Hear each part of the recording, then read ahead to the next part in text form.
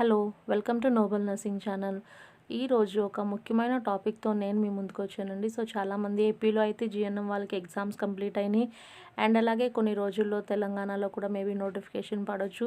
So third year, fourth year BSc exams అవగానే మీరందరూ కూడా జాబ్ సెర్చింగ్లో ఉంటారు అండ్ అలాగే ఇంటర్వ్యూస్కి వెళ్తూ ఉంటారు. హాస్పిటల్ సైడ్ కానివ్వండి, టీచింగ్ సైడ్ కానివ్వండి.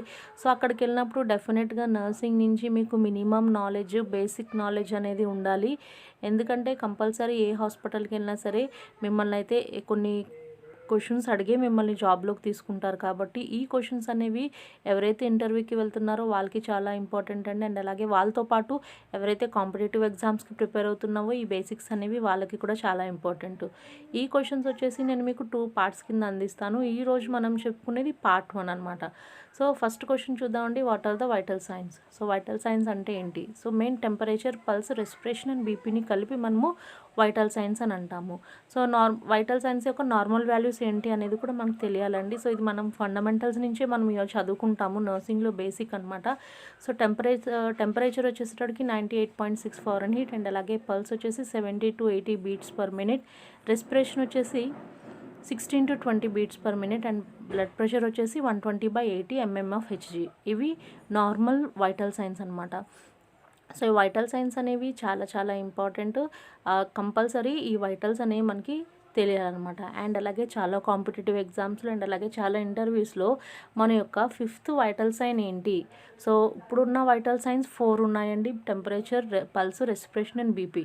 సో అది కాకుండా 5th వైటల్ సైన్స్ ఒకటి ఉంది. అది ఏంటి అని చాలాసార్లు అడగడం జరుగుతుంది. సో 5th వైటల్ సైన్ వచ్చేసి పెయిన్ అనమాట. సో పెయిన్ని కూడా మనం 5th వైటల్ సైన్గా చెప్పొచ్చు. ఇది కూడా ఇంపార్టెంట్ అండి. సో నెక్స్ట్ క్వశ్చన్లోకి వద్దామండి. సో చాలాసార్లు మనల్ని టెర్మినాలజీస్ అడుగుతారు. సో ఇప్పుడు మనం హార్ట్ని మామూలుగా జనరల్గా గుండెని హార్ట్ అంటాము అండ్ అలాగే మెడికల్లోకి వచ్చేసేటప్పటికి మెడికల్ ఫీల్డ్లో దాన్ని కార్డియాక్ అంటారు. సో అలాగే కొన్ని టెర్మినాలజీ, మెడికల్ రిలేటెడ్ టెర్మినాలజీ ఉంటే అవి కూడా అడుగుతారు. ఫర్ ఎగ్జాంపుల్ ఇక్కడ చూడండి, tachycardia, bradycardia, tachypnoea. So tachy అంటే ఎప్పుడు కూడా టాకీ అనే వర్డ్ ఫాస్ట్ లేదా ఇంక్రీజ్కి డినోట్ చేస్తుంది అనమాట. సో టాకీకార్డియా అంటే వెరీ ర్యాపిడ్ హార్ట్ బీట్. అంటే మన హార్ట్ బీట్ కనుక మోర్ దెన్ 100 ఉంటే దాన్ని టాకీకార్డియా అంటారు. బ్రాడీ అంటే స్లో అనమాట. సో బ్రాడీ కార్డియా అంటే very slow heart beat. And అలాగే టాక్ యాప్నియా, టాకీ అంటే ఫాస్ట్ అండ్ అలాగే యాప్నియా అంటే రెస్పిరేషన్ అనమాట. సో టాక్ యాప్నియా అంటే ఇంక్రీజ్డ్ రెస్పిరేషన్. బ్రాడీ యాప్నియా అంటే బ్రాడాప్నియా అంటే డిక్రీజ్డ్ రెస్పిరేషన్ అనమాట. నెక్స్ట్ డిస్నియా అంటే ఏంటి?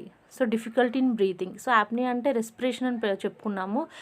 దాని ఎదురు కనుక డిస్ అనేది యాడ్ అయితే దాన్ని డిఫికల్టీ ఇన్ బ్రీతింగ్ అని అనొచ్చు. సో ఈ టెర్మినాలజీస్ కూడా ఇంపార్టెంట్. అండ్ నెక్స్ట్ వచ్చేసి Apgar score means. So Apgar score అంటే ఏంటి? So initial assessment of newborn to check vitals. So ఏదన్నా ఒక న్యూ బోర్న్ బేబీ పుట్టినప్పుడు బేబీకి చేసేటువంటి ఇనీషియల్ అసెస్మెంట్ని అండ్ అలాగే వైటల్స్ని చెక్ చేసేటువంటి ఇనీషియల్ అసెస్మెంట్ని మనము ఆఫ్గార్ స్కోర్ అని అంటాము. సో ఆఫ్గార్ స్కోర్కి సంబంధించినటువంటి వీడియో కూడా నేను అప్లోడ్ చేశానండి. సో దాన్ని కూడా మీరు చూడొచ్చండి నా ఛానల్కి కనుక లాగిన్ అయితే. అండ్ అలాగే ఈసీజీ అంటే ఏంటి? So very famous word in nursing. ECG అంటే ఎలక్ట్రోకార్డియోగ్రామ్. అండ్ నియోనేట్ అంటే ఏంటి? సో ఏజెస్ అడుగుతారండి. సో స్టేజెస్ ఆఫ్ లైఫ్ ఉంది, అందులో నియోనేట్ అని ఎవరిని అంటారు? సో అప్పుడే పుట్టినటువంటి బిడ్డకి 28 రోజులు వచ్చే వరకు మనము నియోనేట్స్ అని పిలుస్తాం అనమాట. అండ్ అలాగే ఇన్ఫాంట్స్ అంటే ఎవరు? సో పుట్టిన బిడ్డ 1 month నుంచి 1 year వరకు ఉండేటువంటి పిల్లల్ని ఇన్ఫాంట్స్ అని అంటారనమాట. సో చాలా డిఫరెన్స్ ఉందండి. 28 లోపు అంటే నెలలోపు పిల్లల్ని నియోనేట్స్ అంటారు. 1 month నుంచి 1 year వరకు బేబీని ఇన్ఫాంట్ అని అంటారు. తర్వాత యాంటీబయాటిక్ ఎగ్జాంపుల్స్ ఏంటి? మనకి ఏవైనా ఇన్ఫెక్షన్స్ వచ్చినప్పుడు యాంటీబయాటిక్స్ తరచుగా వాడుతుంటాము. దానికి ఎగ్జాంపుల్ యాంపిసిలిన్, ఎరిథ్రోమైసిన్, ఇజిథ్రోమైసిన్, ఇవన్నీ కూడా యాంటీబయాటిక్కి ఎగ్జాంపుల్స్ అనమాట. అండ్ నెక్స్ట్ క్వశ్చన్ వచ్చేసి ఇవన్నీ కూడా బేసిక్ లెవెల్ క్వశ్చన్స్ అండి. నార్మల్ యూరిన్ అవుట్పుట్ ఎంత? సో ఒక మనిషి రోజుకి ఎంత యూరిన్ని పాస్ చేస్తాడు? So 1000 to 2000 ml per day ఒక మనిషి యూరిన్ని పాస్ చేస్తాడు. మన బాడీలో నార్మల్ సోడియం లెవెల్స్ ఎంత ఉండాలి? సో నార్మల్ సోడియం లెవెల్స్ వచ్చేసి 135 to 145 milli equivalence per litre. And అలాగే నార్మల్ పొటాషియం లెవెల్ ఎంత ఉండాలి? 3.6 to 5.2 milli mole per litre అనమాట. And sodium increases in which disease? సాధారణంగా మనలో ఏ డిసీజ్ వచ్చినప్పుడు సోడియం లెవెల్స్ అనేవి ఇంక్రీజ్ అవుతాయి. సాధారణంగా డయేరియా, డిహైడ్రేషన్ కండిషన్లో మన యొక్క బాడీలో సోడియం అనేది ఇంక్రీజ్ అవుతుంది. అండ్ అలాగే potassium increases in which disease? So సాధారణంగా పొటాషియం అనేది కిడ్నీ డిసీజెస్లో, అన్కంట్రోల్ డయాబెటీస్ లాంటి కండిషన్లో మన బాడీలో పొటాషియం లెవెల్స్ అనేవి సివియర్గా ఇంక్రీజ్ అవుతాయి అన్నమాట. సో ఇవి కూడా అడగొచ్చండి హాస్పిటల్ సైడ్ ఇంటర్వ్యూకి వెళ్ళినప్పుడు. అండ్ అలాగే యూటీఐ అంటే ఏంటి? సో యూటీఐ అంటే యూరినరీ ట్రాక్ ఇన్ఫెక్షన్. ఇవి అబ్రివేషన్స్ అనమాట అండి. సో అబ్రివేషన్స్ కూడా చాలాసార్లు అడిగే అవకాశం ఉంటుంది. అండ్ యూఆర్టీఐ అంటే ఏంటి? Upper respiratory tract infection. LRTI అంటే lower respiratory tract infection. And carcinoma అంటే ఏంటి? సో ఎప్పుడైనా సరే ఏదన్నా వర్డ్కి చివర ఎంఏ అని వస్తే అది క్యాన్సర్ కింద అర్థం అనమాట. సో కార్సినోమా, సార్కోమా, సో అట్లా అనమాట. సో కార్సినోమా అంటే cancer derived from the epithelial tissue. So A cancer అయితే ఎపిథీలియల్ టిష్యూ నుంచి వస్తుందో సో దాన్ని మనము కార్సినోమా అంటారు. For example skin, lungs, intestines. ORS అంటే ఏంటి? సో చాలా వెరీ వెరీ ఇంపార్టెంట్ అండి. ఓఆర్ఎస్ అంటే ఓరల్ రిహైడ్రేషన్ సొల్యూషన్. సో మనకి ఎప్పుడైనా మోషన్స్ అయినప్పుడు, వామిటింగ్ సివియర్గా అయినప్పుడు, సో మన బాడీలో ఫ్లూయిడ్ బ్యాలెన్స్ని మెయింటైన్ చేయడానికి ఓఆర్ఎస్ని మనం తీసుకుంటాం అనమాట. సో ఓఆర్ఎస్ అంటే ఓరల్ రిహైడ్రేషన్ సొల్యూషన్. అండ్ తర్వాత ఏదైనా హాస్పిటల్కి వెళ్ళినప్పుడు తరచుగా మనకి ఒక పేషెంట్కి జబ్బుని నిర్ధారించక ముందు కొన్ని టెస్టులు రాస్తారు. సో సిటీ స్కాన్ అనేది కూడా మనకి చాలా ఫేమస్ వర్డ్ అండి. CT scan, MRI. So CT scan అంటే ఏంటి? సో కంప్యూటర్ టోమోగ్రఫీని సిటీ స్కాన్ అని అంటారనమాట. అండ్ అలాగే ఎంఆర్ఐ అంటే దాని అబ్రివేషన్ మీనింగ్ ఏంటి? So magnetic resonance imaging. And అలాగే drug for high BP. So సాధారణంగా హై బీపీకి మనం యూజ్ చేసే డ్రగ్స్ ఏమున్నాయి మనకి జనరల్గా తెలిసినాయి? So atenolol, nifedipine, etcetera. And అలాగే కొన్నిసార్లు మన బాడీలో కనుక పొటాషియం లెవెల్స్ అనేవి ఇంక్రీజ్ అయితే దాన్ని కంట్రోల్ చేయడానికి ఏ ఇంజెక్షన్ ఇస్తారు? సో కేసీఎల్ అనే ఇంజెక్షన్ని దానికి ఇస్తారనమాట. అండ్ అలాగే what is antipyretic? So antipyretics అని వేటిని అంటారు? Drugs that decreases the body temperature. So body టెంపరేచర్ని డిక్రీజ్ చేసే డ్రగ్స్ని యాంటీపైరెటిక్స్ అంటారు. సో నా వీడియోస్ కనుక మీకు యూస్ఫుల్ అనిపిస్తే తప్పకుండా నా వీడియోని అయితే లైక్ చేయండి ఫ్రెండ్స్. అండ్ అలాగే నెక్స్ట్ స్లైడ్లోకి వెళ్ళిపోదామండి. సో నెక్స్ట్ క్వశ్చన్ వచ్చేసి oxygen saturation level. So corona వచ్చిన తర్వాత అందరికీ కూడా దీనిపైన ఒక ఐడియా ఉందండి. సో ఆక్సిజన్ సాచురేషన్ లెవెల్ ఎంత ఉండాలి? సో 95 to 100% మనకి ఎప్పుడు కూడా ఆక్సిజన్ సాచురేషన్ లెవెల్ అనేది ఉండాలన్నమాట. అండ్ అలాగే ఎన్ఎస్ఐడ్స్ అంటే ఏంటి? సో ఎన్ఎస్ఐడ్స్ అంటే non steroidal anti inflammatory drugs అనమాట. Next, what is test dose and how much we will give, where we will give? So test dose అంటే ఏంటి? సో ఏదైనా ఒక వ్యక్తికి ఒక మందు అనేది పనిచేస్తుందా లేదా అనేది చెక్ చేయడానికి ముందుగా ఇచ్చేటువంటి చిన్న అమౌంట్ ఆఫ్ డ్రగ్ని టెస్ట్ చేయడానికి ఇచ్చేటువంటి చిన్న అమౌంట్ ఆఫ్ మెడికేషన్ని మనము టెస్ట్ డోస్ అని అంటాం అనమాట. సో ఆ వ్యక్తికి అది సేఫేనా కాదా, దాన్ని టాలరేట్ చేయగలడా లేదా అనేది అక్కడ చెక్ చేస్తారు.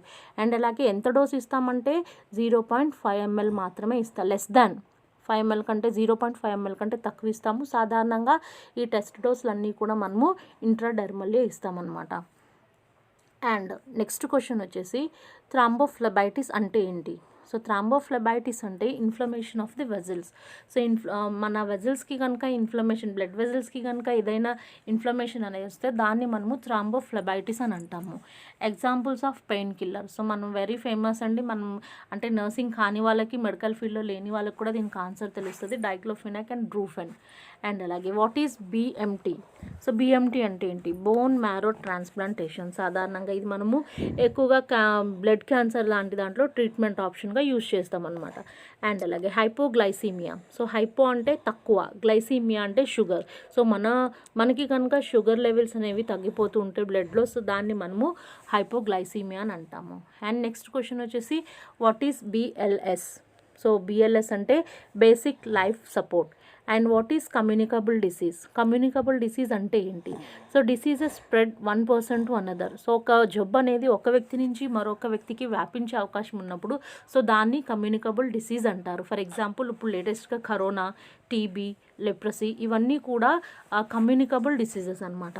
తర్వాత బ్లడ్ ట్రాన్స్ఫ్యూషన్ టైం ఎంత? సో ఒక వ్యక్తికి బ్లడ్ ఎక్కించాలంటే ఎంత టైం పడుతుంది? సో 2 to 3 hours టైం పడుతుందండి. లింఫోమాస్ అంటే ఏంటి? సో బ్లడ్ క్యాన్సర్ని లింఫోమా, ల్యూకేమియా అని అంటాం అనమాట. ఎపిటాక్సిక్ అంటే ఏంటి?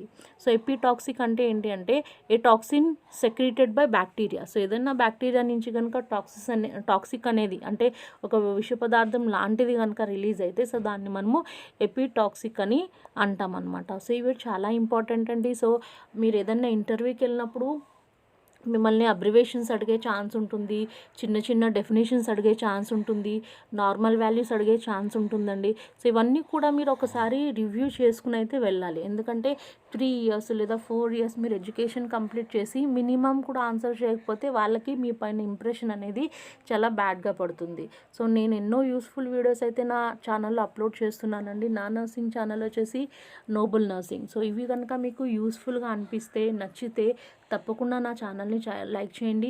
నర్సింగ్కి రిలేటెడ్ ప్రతి అప్డేట్ని నేను నా ఛానల్లో అప్డేట్ చేస్తున్నాను. సో నర్సింగ్లో ఎలాంటి అప్డేట్ వచ్చినా అవి నా ఛానల్లో నేను పెడుతున్నాను. అండ్ అలాగే దాంతోపాటు ఎవరైతే కాంపిటేటివ్ ఎగ్జామ్స్కి ప్రిపేర్ అవుతున్నారో సో వాళ్ళ కోసం కూడా నేను ఎన్నో వీడియోస్, ఇంపార్టెంట్ బిట్స్ని అప్లోడ్ చేస్తున్నాను. సో తప్పకుండా నా ఛానల్ని అయితే లైక్ చేయండి, షేర్ చేయండి. సో ఎవరైతే ఎగ్జామ్స్కి ప్రిపేర్ అవుతున్నారో, ఇంటర్వ్యూస్కి వెళ్తున్నారో వాళ్ళందరికీ ఆల్ ది బెస్ట్ అండి. And thank you so much.